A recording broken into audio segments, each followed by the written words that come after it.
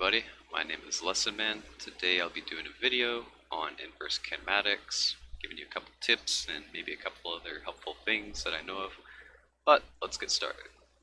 So, if you have a render project with no armature, go ahead and click Shift A, add a single bone armature, size it up however you want, and create something wacky looking.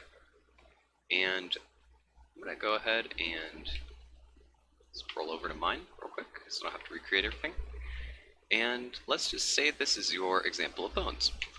What you'll notice is you can put inverse kinematics in the armature if you're in pose mode. So you can go down to the bone constraint panel. You can add something called inverse kinematics. It has a hotkey, which I believe it's Shift I, Control I, one of those. But they're able to do things like move towards a target object.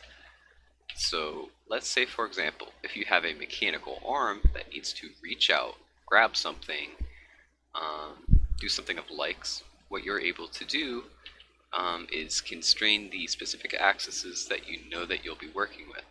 So for example, if you have a joint which would only move on one axis, or like a ball joint, it moves on several different axes, you can constrain them properly. To do so, if you are in your pose mode and you scroll down to this inverse kinematics property panel under the bone properties, you can lock certain axes. So for example, everything except for my y-axis is locked. This y points up into the air, so it is only able to do rotational movements like this. This, for example, only moves on the x-axis, so it moves in this bending direction. Let me go ahead and turn these on so you can visualize where they would bend. So for example, if I turn on these two, when I turn on these, you're able to visualize that these only move on these type of axes. I don't know why this one doesn't display. Maybe it's 180 degrees. Maybe you can't see base bones. But either way, if you have some type of constraint which you're trying to use, this is what you would do for mechanical rigs. You need to use the inverse kinematics panel right here, limiting the motions that it can. So for example, it can reduce or increase this so that these two joints never collide. So for example, if I was to bring this back like this, now I can safely move this arm back without it having these clipping type of issues with the other ball joint. I don't know what that would be called. Some engineer in the comments will probably correct me what kind of joint it is, but I don't really care. It's a joint. It's gonna move. It's whatever. You need to constrain this. So point is, use these panels down here. Use the visualizers if you need more or less freedom of movement.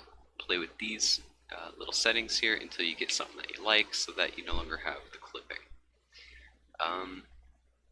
That said, you don't need to constrain every axis either, and you can even have an IK pointing to an IK, so that you can do different types of movements. But yeah, this is just the basics of it. I hope that this gets you started. This is actually all IK. That's only made with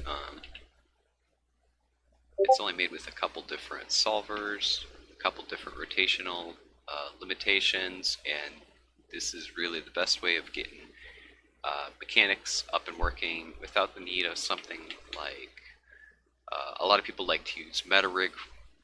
You can use MetaRig for this type of stuff, but it's a little more complicated. Sometimes you will end up making bones and things using the meta rigs that you're unsure of how they're going to bend in certain directions.